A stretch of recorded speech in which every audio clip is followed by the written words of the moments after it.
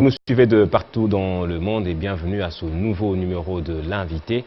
Ensemble, pour ce numéro, nous allons découvrir un projet innovant et innovateur. Il s'agit du projet MAT Luminaire Amovible. C'est un système d'automatisation d'éclairage public. Vous allez découvrir tout à l'heure un sujet aussi passionnant qu'intéressant. Et son concepteur, ou l'un de ses concepteurs, il s'agit de Ngoli Lewa Cubain. Il est avec moi sur ce plateau. Bonjour, monsieur Cubain. Bonjour, monsieur Gaëtan. On vous appelle Cubain, mais vous êtes Congolais. Bien sûr. Congolais? Congolais, oui. Mais qui s'appelle Cubain. Ouais. Vos parents ont été, ils ont passé un séjour au Cuba ou comment? Donc, c'est juste qu'à l'époque, les Cubains étaient réputés comme étant un pays fort. Ouais, un pays fort et puis des mercenaires. Alors, quand on est un peu turbulent, directement, les noms vous rattachent à ça, donc c'est un peu ça. D'accord. Alors, vous êtes le concepteur d'un projet que j'ai présenté très brièvement. On va le découvrir ensemble avec les téléspectateurs. Il s'agit d'un système d'automatisation de l'éclairage public, justement. Alors, dites-nous un peu comment ce projet, comment on peut comprendre ce projet.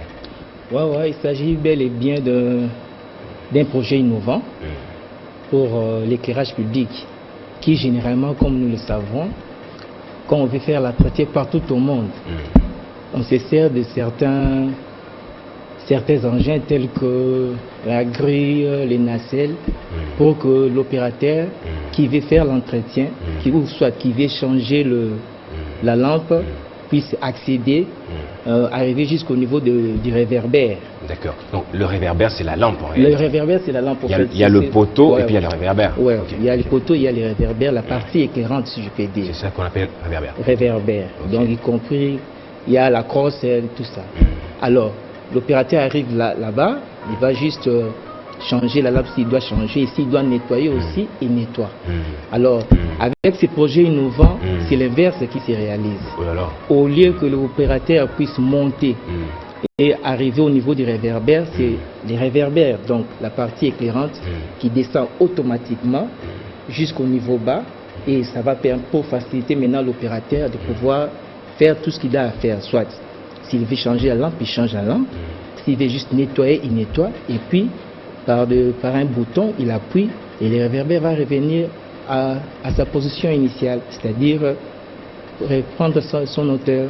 Donc, l'opérateur n'a plus à faire de mouvement de cascade, l'opérateur n'a plus à faire monter le mouvement poteau de cascade, et pour atteindre le réverbère et changer. Exactement.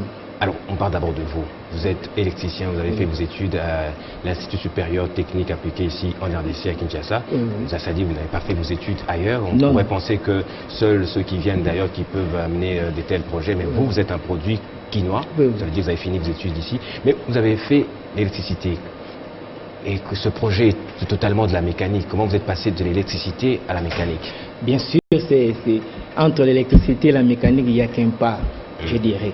Et ce n'est pas seulement la mécanique, mais quand on observe, on voit directement l'élément électrique, c'est-à-dire la lampe doit éclairer. Donc quand on voit la lampe, c'est l'électricité.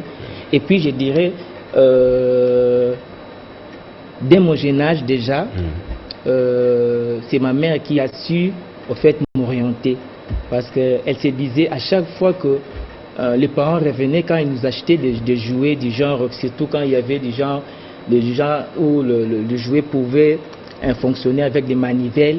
En tout cas, j'étais le premier à chercher à démonter la manivelle pour chercher comment est-ce que le fonctionnement s'est passé.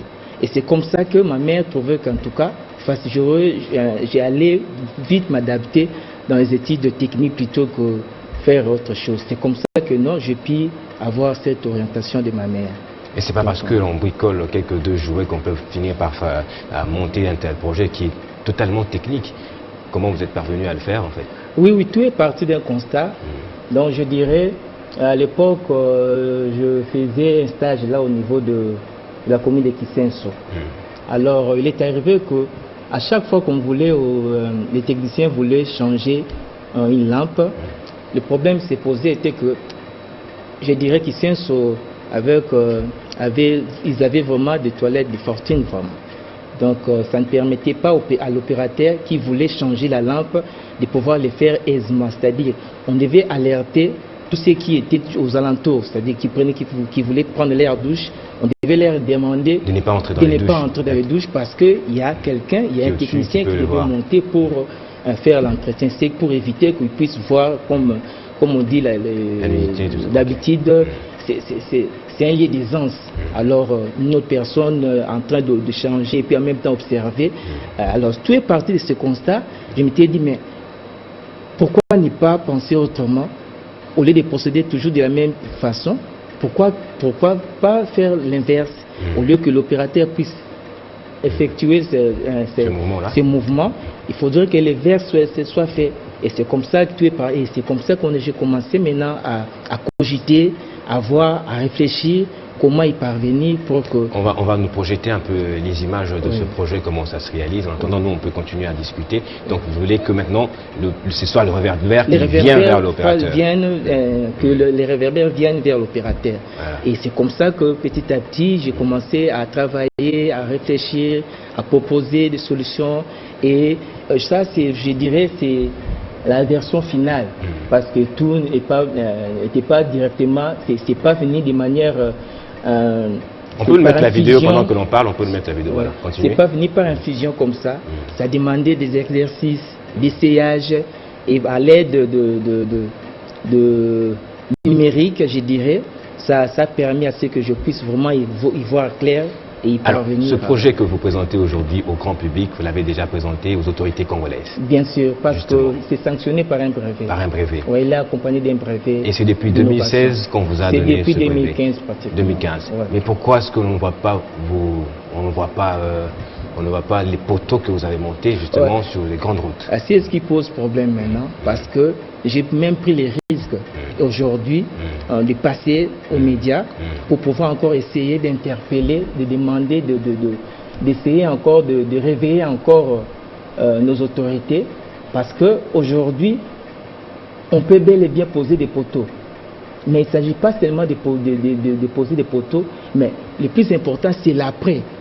C'est-à-dire, après avoir posé les poteaux, après avoir installé les poteaux, mais il faudrait qu'il y ait maintenant des entretiens de manière permanente. À quoi ça nous servirait de poser des poteaux aujourd'hui et puis par après, y revenir encore 2, 3 mois, 6 mois, une lampe qui ne donne pas. Et pour changer, il faut vraiment tout un processus, c'est-à-dire... Donc là, on voit le réverbère qui descend. Là, on voit les réverbères qui descendent jusqu'en bas. Et là, l'opérateur va facilement travailler.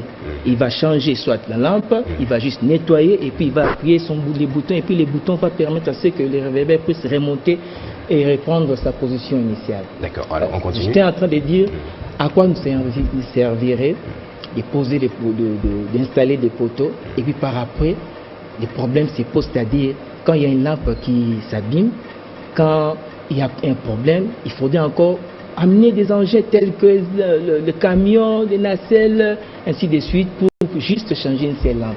Alors que ce que je viens proposer, c'est qu'il y a cette facilité à l'opérateur de pouvoir opérer. C'est-à-dire qu'on n'a plus besoin de chercher des engins tels que camions, ainsi de suite. L'opérateur peut venir seul pour faire l'entretien d'un seul poteau s'il y a une lampe qui est abîmée, et puis il rentre facilement chez lui. C'est un peu ça. Okay. Donc je me dis, les problèmes, c'est pas seulement d'avoir des poteaux pour nous éclairer, mais c'est l'après.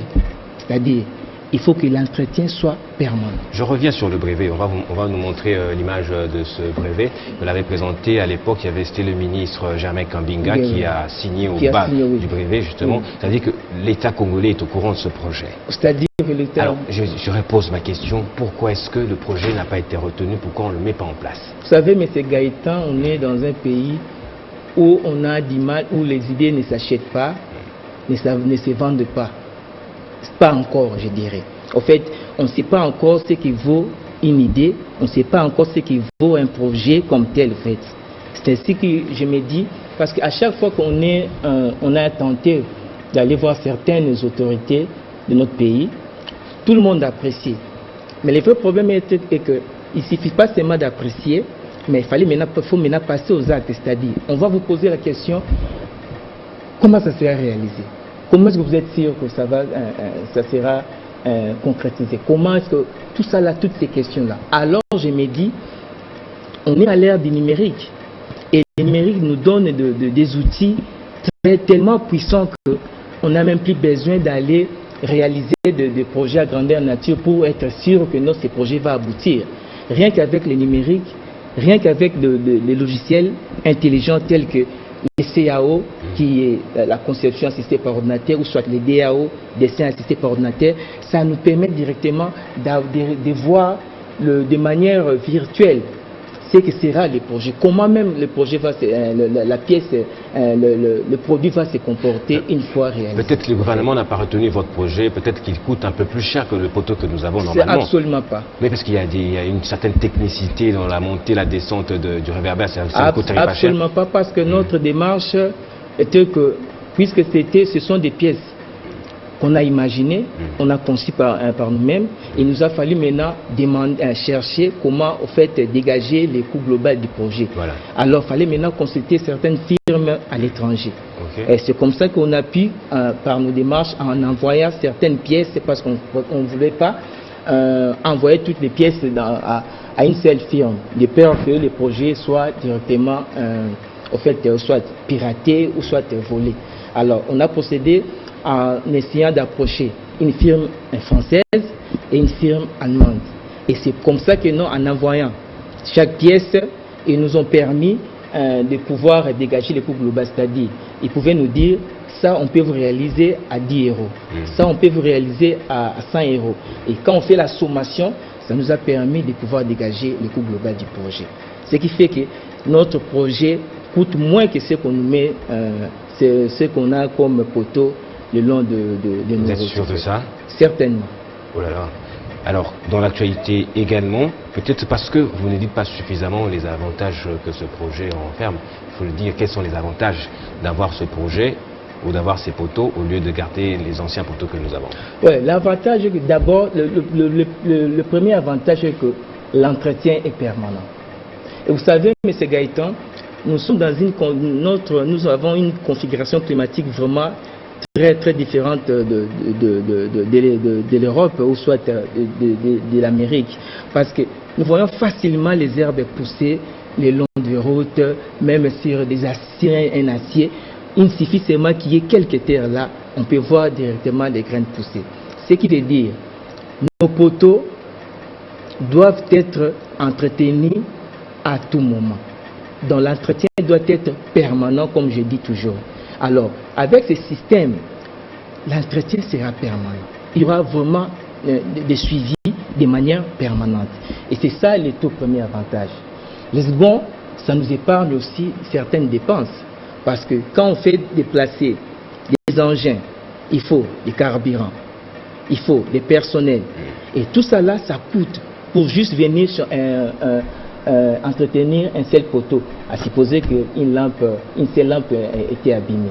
Vous voyez tout ça là, tout cet arsenal doit être déplacé juste pour un seul poteau. Et pourtant, avec ce système, on n'a même plus besoin de faire déplacer des camions, amener les nacelles, tout ça, les personnels, non. Juste un seul individu peut venir, il fait l'entretien d'un seul poteau et puis il rentre. C'est ça le second avantage. Et le troisième, je dirais que c'est aussi pour des raisons de commodité, en fait. Vous imaginez, il y a certains poteaux qui sont placés non loin de nos parcelles. Et l'opérateur vient... Nos quartiers populaires. Dans nos quartiers populaires, l'opérateur vient, il monte. Et facilement, il sait voir tout ce qui se passe chez l'autre, chez le paisible citoyen. Et ce qui, je dirais, ça dérange pratiquement. Alors j'ai dit qu'avec ce système, on ne sait plus voir l'opérateur monter à voir la hauteur pour regarder ce qui se passe chez le paisible citoyen. Donc avec ce système, facilement, on arrête avec ces gymnastiques-là de voir l'opérateur monter, ce qui représente aussi un danger déjà, parce que quand on prend de la hauteur, vous savez que non, on n'est pas vraiment à l'aise. Alors avec ce système, ça vient mettre fin aux gymnastiques que peut faire l'opérateur. Alors je dirais que les avantages sont vraiment légers, et je dirais même le champ d'application est aussi vaste. Parce que ça peut s'appliquer même aux poteaux de nos drapeaux. Quand on fait oui, c'est applicable. Alors, son champ d'application est vraiment très vaste. Ici, j'ai juste donné quelques avantages, mais en tout cas, je dirais que les avantages sont vraiment légion. Et qu'est-ce que les autorités vous ont dit concrètement? Jusque-là, à l'époque, vous avez rencontré le ministre Jamé Kambinga. J'ai rencontré le ministre de l'Énergie, c'était l'ex-monsieur Ingele Foto. Mais malheureusement, à l'époque, la priorité était dans autre chose. C'était plus la politique qui a dominé. Alors, il m'avait en tout cas, il était sincère en me disant que non. En tout cas, pour l'instant, on ne sait pas vraiment... Alors là, on est en train de voir la lettre que le ministre Jamé Kambinga vous a adressée, accusant, vous autorisant d'avoir ce brevet d'invention. Voilà, vous avez vu aussi le ministre Jamé Kambinga, non? Le ministre, non. Pourquoi? Personnellement. Et pourtant, à l'époque, il y a certains moments qui disaient que nous devons consommer congolais et nous devons promouvoir également les créations et les innovations congolaises. Malheureusement, il ne nous a pas fait cet honneur. Et l'actuel ministre, vous le connaissez? L'actuel ministre de l'Industrie, c'est Julien Paluku. Oui. En tout cas, on est déjà en train de faire certaines démarches, mais jusque-là, on n'est pas encore parvenu à... Et dernièrement, vous avez déjà concouru aussi, puisque on a eu à concourir il n'y a pas longtemps, on a même envoyé la vidéo, mais on n'a pas été retenu. Ce qui est bizarre, on n'a pas été retenu. Et c'était la seule fois que vous avez concouru? Oui, ça c'est la seconde fois. Parce que la toute première fois quand on a eu à concourir, c'était à l'époque du trophée de l'innovation. Parrainé, c'était avec le ministre Jamé Kambinga. Il y a eu, je dirais, ils ont eu à ramasser pratiquement 450 projets. Et parmi les 450 projets, nous étions parmi les projets qui ont attiré l'attention du DGRE. Malheureusement, on s'est vu débarquer parce qu'on devait primer les 20 premiers meilleurs projets. Vous étiez parmi les 20 premiers? Nous étions parmi les 20 et par après, on ne nous a pas primé. L'argent prévu pour primer les meilleurs a été détourné. On n'a rien eu en tout cas. Et les autres ont eu quelque chose? Les autres ont eu quelque chose parce qu'on a commencé à primer le premier jusqu'au dernier parce qu'on a retenu 20 meilleurs projets. Alors nous, on n'était pas partis, on ne faisait pas partie. Alors, je sais que tout projet comprend une certaine... peut comprendre quelques difficultés. Quelles difficultés votre projet peut avoir dans sa mise en place? Pour sa mise en place, je dirais... ça va demander à ce qu'on puisse effectuer un déplacement pour pouvoir en fait communiquer les dimensionnements, orienter, parce que ça doit directement changer aussi le procédé de fabrication de ces firmes-là, parce que qui sont habitués à faire généralement un travail de routine déjà, parce que quand vous amenez, ils ont déjà l'air moule. Et vous allez, en venant proposer un autre type de poteau, ils seront obligés d'adapter ça. C'est ce qui va aussi compliquer, mais comme ils sont appelés ils sont professionnels, ils savent comment travailler pour que le projet puisse y aboutir. Et le second, c'est que je travaille avec des logiciels intelligents, mais ces logiciels demandaient aussi de machines vraiment, des ordinateurs très puissants. Moi, ce que j'avais en main, c'était une machine qui ne suivait pas vraiment la vitesse au fait exigée.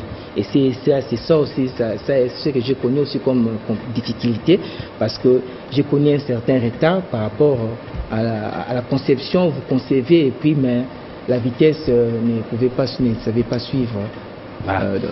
Nous clôturons notre émission. Merci Cubain Ngoli d'avoir répondu à notre invitation. C'est moi qui vous remercie. Merci surtout de nous avoir présenté ce projet innovant. On espère que le gouvernement va le retenir parce que vous dites que ce projet n'est pas onéreux par rapport aux poteaux que nous avons. Bien sûr. Et puis il comprend d'autres avantages tels que le risque de voir tomber un opérateur au-dessus d'un poteau en train de changer de réverbère. Et nous osons croire que ce message est bien allé droit vers les autorités. Merci d'être avec nous. C'est moi qui vous remercie. D'avoir été avec nous plutôt. Voilà. Merci. C'est tout pour ce numéro de l'invité. Merci à vous également de l'avoir suivi.